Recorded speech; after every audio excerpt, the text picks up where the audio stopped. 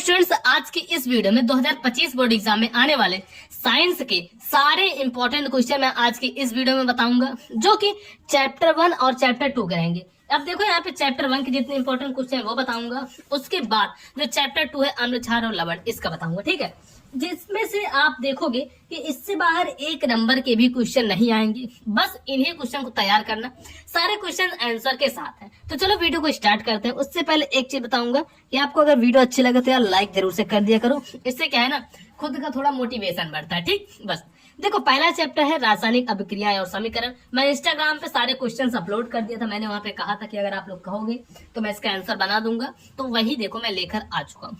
जिसका चैप्टर का नाम है रासायनिक अभिक्रियाएं एवं समीकरण, जिसका इंग्लिश में नेम है केमिकल रिएक्शन एंड इक्वेशन। ठीक, अब देखो इसका फर्स्ट क्वेश्चन है कि रासायनिक अभिक्रिया किसे कहते हैं, उदाहरण देकर समझाना है। देखो रासायनिक अभिक्रिया किसे कहते हैं, उदाहरण देकर समझाना है। तो चलो इसका मैं अभी आपको बताऊंगा, पीडीएफ कहाँ पे मिलेगा। उससे पहले मैं इस क्वेश्चन को बताता हूँ। तो रासायनिक अभिक्रिया वह प्रक्रिया है, रासायनिक अभिक्रिया वह प्रक्रिया है जिसमें एक या एक से अधिक पदार्थ, जिसमें क्या है, एक या एक से अधिक पदार्थ मिलकर एक नए पदार्थ मतलब कि उत्पाद का निर्माण करते हैं। इसमें पदार्थ के रासायनिक गुण बदल जाते हैं। इसमें जो पदार्थ का जो रासायनिक गुण होता है, जैसे यहाँ पे देखो एग्जांपल दिया गया H+O। H क्या हो गया, आपका हाइड्रोजन हो गया, O क्या हो गया, ये ऑक्सीजन हो गया, ये दोनों मिलकर H2O बना। H2O क्या होता है, वाटर होता है, H2O होता है जल। ठीक है, तो यहाँ पे इसका देखो रासायनिक गुण भी बदल गया, ये हाइड्रोजन था, ये ऑक्सीजन था, यहाँ पे बन के क्या बन गया, आपका पानी बन गया। तो इस तरीके से है। उसके बाद इसमें हाइड्रोजन और ऑक्सीजन मिलकर पानी का निर्माण करते हैं। देखो नीचे यहाँ लिखा भी गया है कि इसमें हाइड्रोजन और ऑक्सीजन मिलकर पानी का निर्माण करते हैं। फिर इसके बाद देखो दूसरा क्वेश्चन है, दूसरा क्वेश्चन है कि रासायनिक समीकरण को संतुलित क्यों किया जाता है। रासायनिक समीकरण को संतुलित आखिर क्यों किया जाता है, इसे संतुलित करने का नियम लिखिए। इसको संतुलित कैसे किया जाता है ये भी लिखना है, लेकिन मेन यहाँ पे है कि रासायनिक समीकरण को संतुलित क्यों किया जाता है, बैलेंस क्यों किया जाता है। तो देखो रासायनिक समीकरण को संतुलित इसलिए किया जाता है ताकि द्रव्य के संरक्षण का नियम, जो द्रव्य के संरक्षण का नियम है, law of conservation of mass, बना रहे। और इसका मतलब यह है कि अभिक्रिया में कुल अभिकारकों का द्रव्यमान उत्पादों के द्रव्यमान के बराबर होना चाहिए। आपको ये याद करना है कि जो अभिकारकों का द्रव्यमान है वह उत्पादों के द्रव्यमान के बराबर होना चाहिए। इसलिए हमें इसको क्या करना पड़ता है, संतुलित करना पड़ता है। जिसके यहाँ पे 2 पॉइंट है कैसे संतुलित करना है।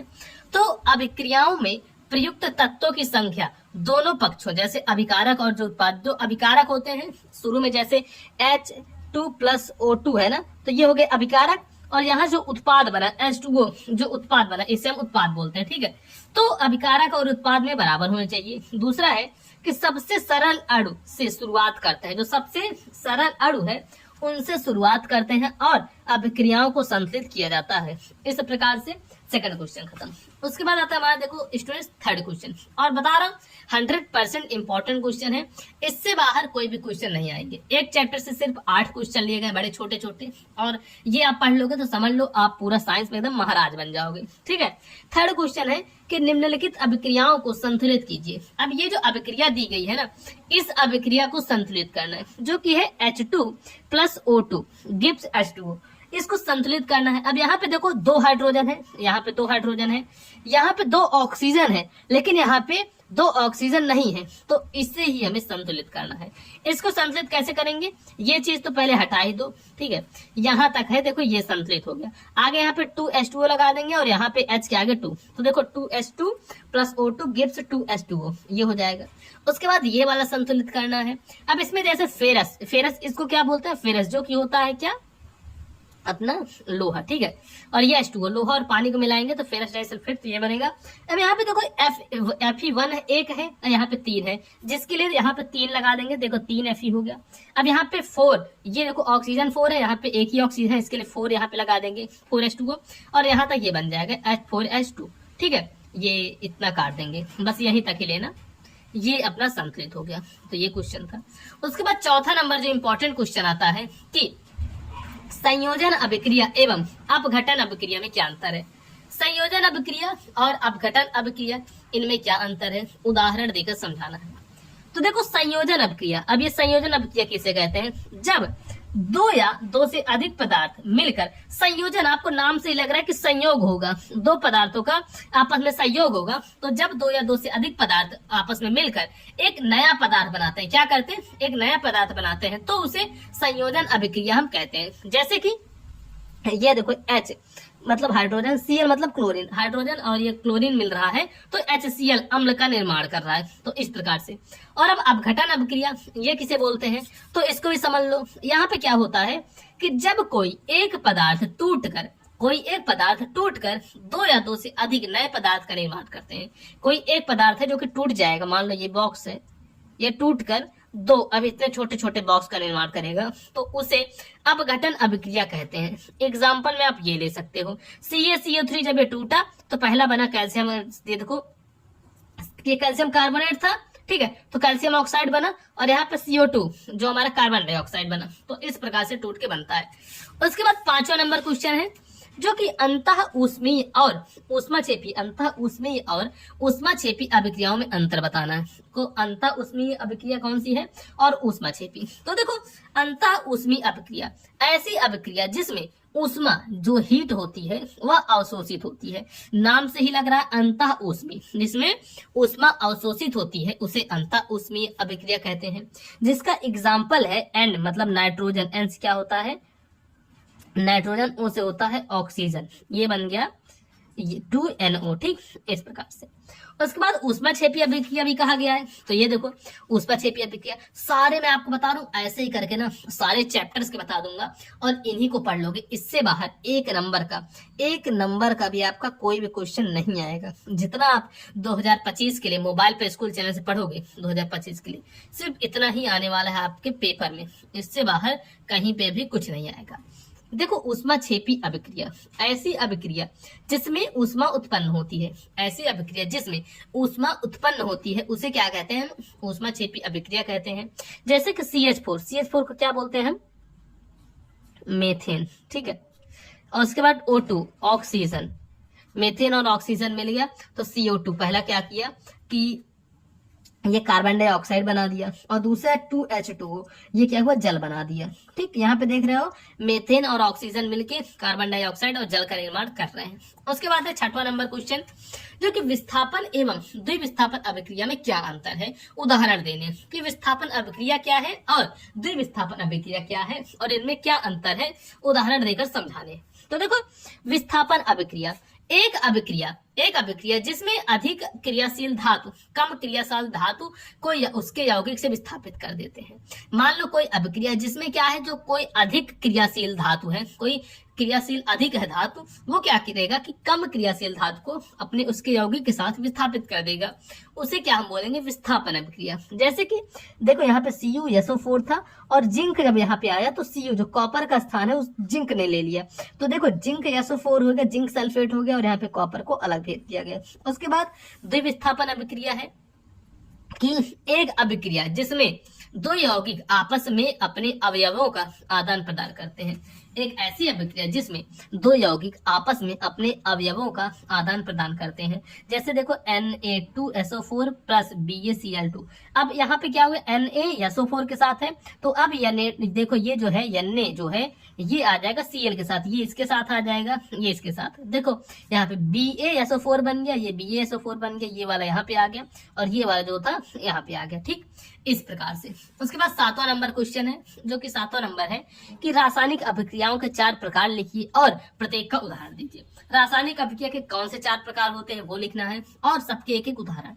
सबसे पहले संयोजन अभिक्रिया, जिसका उदाहरण है ये देख लो, H+ हाइड्रोजन प्लस ऑक्सीजन मिलकर जल बना दिया।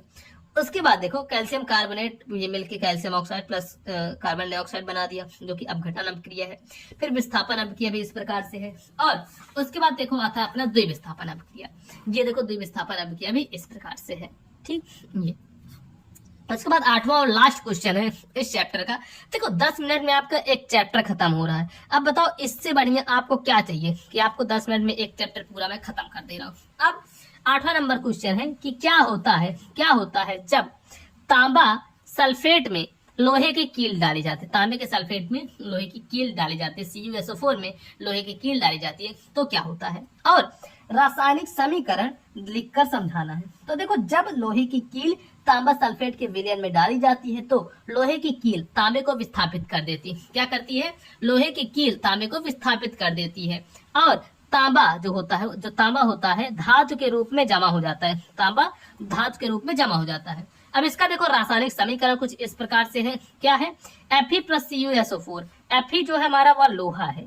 Fe क्या है? लोहा है। CuSO4 जो तांबे का सल्फेट है। ये अब इसमें जाता है तो जो ये लोहा है ना, ये Fe जो है लोहा यहाँ पे आ गया सल्फेट के साथ और तांबे को देखो अलग कर दिया, भैया जाओ तुम यहाँ पे, हम तुम्हारे साथ नहीं रहेंगे। इस प्रकार से हो गया। इसके बाद देखो आता है अपना सेकंड चैप्टर। फर्स्ट चैप्टर के सारे क्वेश्चन करा दिए, सेकंड चैप्टर आता है। और एक चीज आपको बताना चाहूंगी यार, देखो चैनल को सब्सक्राइब कर लोगे ना, फायदा आपका ही होगा। जितने क्वेश्चन बताता हूँ ना, सारे क्वेश्चन हर बार पेपर में आते हैं, हर बार सारे क्वेश्चन पूछे जाते हैं, तो आपको ये सारे क्वेश्चन एकदम बढ़िया से तैयार करके चलने हैं। अब देखो चैप्टर सेकंड है अम्ल, क्षार और लवण। अम्ल, क्षार और लवण, acid, basis and salt. Acid, basis and salt. तो देखो जिसका पहला नंबर क्वेश्चन है कि अम्ल और क्षार की परिभाषा दीजिए। अम्ल और क्षार की परिभाषा देनी है और उदाहरण सहित समझाने। जिसमें देखो उत्तर इसका, अम्ल वे पदार्थ जो जल में घुलकर H+ आयन देते हैं वे अम्ल कहलाते हैं। ऐसे पदार्थ जो कि जल में घुलकर H+ आयन देते हैं अम्ल कहलाते हैं। उदाहरण के तौर पे भी कुछ दिए गए हैं, जैसे देखो HCl है, ठीक है, H2SO4 है। उसके बाद क्षार, वे पदार्थ जो जल में घुलकर OH- आयन देते हैं। क्या करते हैं वे? OH- आयन देते हैं। वो क्या कहलाते हैं दोस्तों? क्षार कहलाते हैं। बता रहा हूँ आपको, सबसे इंपॉर्टेंट क्वेश्चंस मैं करवा रहा हूँ। ऐसे क्वेश्चन जो कि आपको कहीं पर देखने को नहीं मिलेंगे, कहीं भी यूट्यूब चैनल पे आप देखते हो कि आपको चैप्टर पढ़ाया जाएगा, लेकिन मैं कहता हूँ कि उसके इंपॉर्टेंट क्वेश्चन भी पढ़ाओ ना, जो कि बच्चे के एग्जाम में भी आए और वह एग्जाम दे और बाद में आपको दुआएं भी दे कि हाँ सर आपने पढ़ाया तो बढ़िया था, मैं आपकी वजह से 90%, 92%, 95% लेके आऊँ। और इस चैनल से पढ़ के अभी तक तो हाईएस्ट 97.5% लाया था, जो कि जिला टॉपर था। तो अब आप बताना कि आप कितना लाना चाहते हो, क्या आप इस रिकॉर्ड को तोड़ोगे, यूपी टॉपर बनोगे? आप मुझे जरूर से बताना। उसके बाद देखो सेकंड नंबर क्वेश्चन है कि नींबू का रस खट्टा क्यों होता है? नींबू का रस खट्टा क्यों होता है? इसमें कौन सा अम्ल पाया जाता है? तो देखो नींबू का रस खट्टा होता है क्योंकि इसमें सिट्रिक अम्ल, इसमें क्या होता है? सिट्रिक अम्ल पाया जाता है जो खट्टा स्वाद देता है। ये हो गया। तीसरा नंबर क्वेश्चन है कि पीएच मापांक क्या है? पीएच का देखो फुल फॉर्म होता है, मैं आपको बता देता हूँ, बहुत सारे बच्चों को नहीं पता होगा। इसका फुल फॉर्म होता है पावर ऑफ हाइड्रोजन, ठीक है, पावर ऑफ हाइड्रोजन। पीएच का फुल फॉर्म होता है पावर ऑफ हाइड्रोजन। तो पीएच मापांक क्या है, इसका महत्व बताना है। देखो पीएच मापांक एक ऐसा मापांक है जिससे किसी विलयन की अम्लीयता या क्षारीयता मापी जाती है, कि कोई विलयन कितना अम्लीय है या फिर कोई विलयन कितना क्षारीय है, यह मापा जाता है। किससे मापा जाता है? पीएच पैमाने से। ठीक, अब देखो कुछ महत्वपूर्ण पॉइंट है, जिसका पहला पॉइंट है कि कृषि में मिट्टी की उर्वरता मापने में, तो खेती वाली जो मिट्टी होती है वह कितनी उपजाऊ है उसको मापने में पीएच का उपयोग किया जाता है। उसके बाद है शरीर में विभिन्न अंगों के सही कार्य के लिए पीएच आवश्यक है। उसके बाद थर्ड नंबर है पीने के पानी का पीएच 7 के आसपास होना चाहिए। आपको पता है भाई, पीने का जो पानी होता है, ड्रिंकिंग वाटर होता है, उसका पीएच वैल्यू 7 होती है। 7 से कम है तो वह क्या हो जाएगा दोस्तों? वह अम्लीय हो जाएगा। 7 से अधिक है तो वो क्या हो जाएगा? क्षारीय हो जाएगा। ठीक, इस प्रकार से रहता है। उसके बाद आते हैं अपने चौथे नंबर क्वेश्चन पे। अब देखो अपना जो चौथा नंबर क्वेश्चन है, अम्ल, क्षार और लवण का दैनिक जीवन में उपयोग बताना है। तो देखो अम्ल का जो उपयोग है सिरका बनाने में उपयोग किया जाता है और भोजन के स्वाद के लिए उपयोग किया जाता है। ठीक है, अम्ल जो होता है सिरका का उपयोग भोजन में स्वाद के लिए किया जाता है। और जो क्षार होता है जिससे साबुन बनता है और इसका उपयोग सफाई के लिए किया जाता है, चाहे कपड़ों की सफाई देख लो, चाहे शरीर की सफाई। ठीक, उसके बाद है चौथा ये वाला, मतलब थर्ड, लवण, जिससे हम नमक बोलते हैं। इसको क्या बोलते हैं? इसको सॉल्ट बोलते हैं। खाने का नमक जो कि NaCl होता है, सोडियम क्लोराइड, या भोजन में इसका प्रयोग किया जाता है, क्योंकि बिना नमक के यार स्वाद आएगा ही नहीं ना। ठीक, अब देखो पांचवा नंबर क्वेश्चन। और एक चीज बता दो, जो भी कह रहे थे कि भैया कोर्स लेके आओ, तो आपके लिए मैं कोर्स ला दिया हूँ। आपको क्या करना है 2025 बोर्ड एग्जाम के लिए, अगर आपको क्लास 10th का कोर्स चाहिए तो इस नंबर पे जैसे ही मैसेज करोगे आपके पास लिंक आ जाएगी, वहां से डायरेक्टली यार कोर्स ले सकते हो। मैं बता रहा हूँ सबसे सस्ते, पूरे यूट्यूब में सबसे सस्ते प्राइस में दे रहा हूँ। नहीं तो आप लोगों को क्या करना है, प्ले स्टोर पर जाके सर्च करना है मोबाइल पर स्कूल, ठीक है। मोबाइल पे स्कूल सर्च करोगे अगर प्ले स्टोर में तो आपके सामने ऐप आ जाएगी और उस ऐप में देखोगे तो वहां पे आपको मिल जाएगा कोर्स। उसके बाद 5वां नंबर क्वेश्चन है, अम्ल क्या है, इसके प्रभाव क्या होते हैं। अम्ल क्या है और इसके प्रभाव क्या होते हैं। तो देखो, जब SO2 प्लस NO2 जैसे गैस वायुमंडल में जलवाष्प के साथ मिलकर अम्लीय वर्षा कराती है तो इसे अम्लीय वर्षा कहते हैं। तो अम्लीय वर्षा पूछा था क्या है, तो आपने लिख दिया। अब इसके प्रभाव क्या होते हैं। इसके प्रभाव ये होते हैं कि पेड़ पौधों और फसलें नष्ट हो जाते हैं, पेड़ पौधे और फसल नष्ट हो जाती है। जाहिर सी बात है, अगर एसिडिक रेन होगी, अम्लीय वर्षा होगी, तो पेड़ पौधे तो नष्ट होने ही होने हैं और जो फसल होगी वह भी नष्ट होगी। उसके बाद है नेक्स्ट, जलाशयों का पीएच कम हो जाता है। जो जलाशय होते हैं उनका जो पीएच वैल्यू होती है वह कम हो जाती है, जिससे जलीय जीवन प्रभावित होते हैं। कम होने का मतलब है कि वह अम्लीय हो जाती है। अब बताओ, अगर कोई तगड़ा अम्ल किसी के शरीर पे डाला जाता है, अम्ल यार वही होता है, तेजाब जानते हो ना, बस वही समझ लो, तेजाब ही।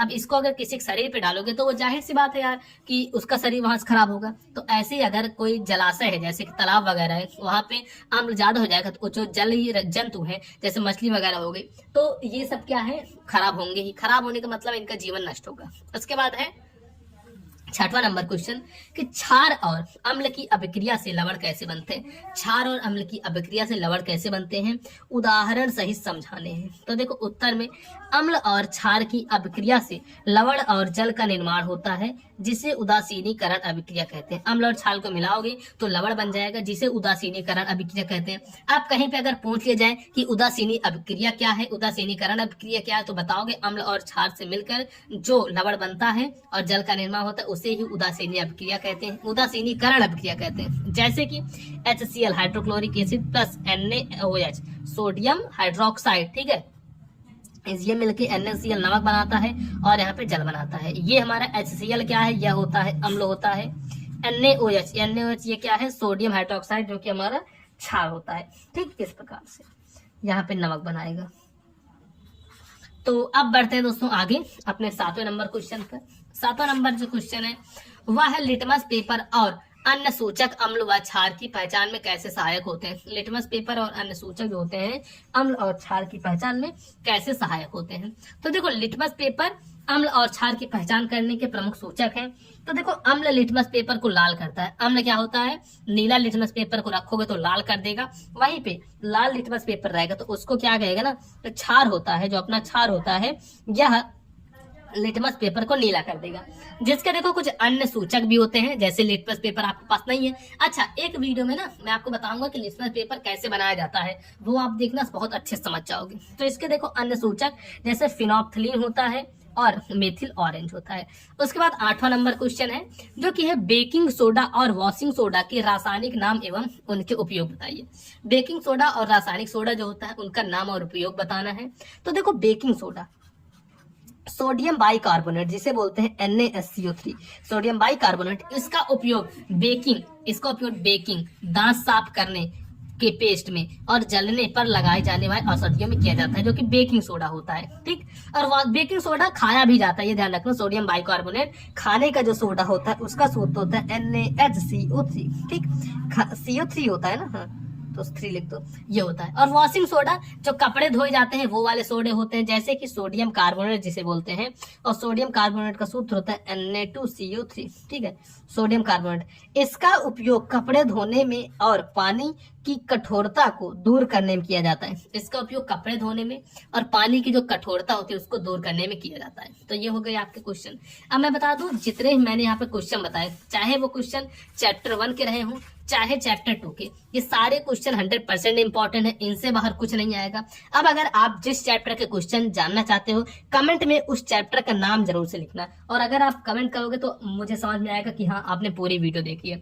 तो आपको क्या करना है, कमेंट जरूर से करना। कमेंट में क्या लिखना है, जैसे चैप्टर 2 मैं बता दिया, अब चैप्टर 3 चाहिए तो आप लिख दो चैप्टर 3। ठीक है, चैप्टर 3। चैप्टर 4 का चाहिए तो लिख दो चैप्टर 4। इस तरीके से आपको लिखना है। बाकी इस वीडियो को लाइक करना, चैनल पर नए आए हो तो चैनल को जरूर से आप लोग सब्सक्राइब कर लेना।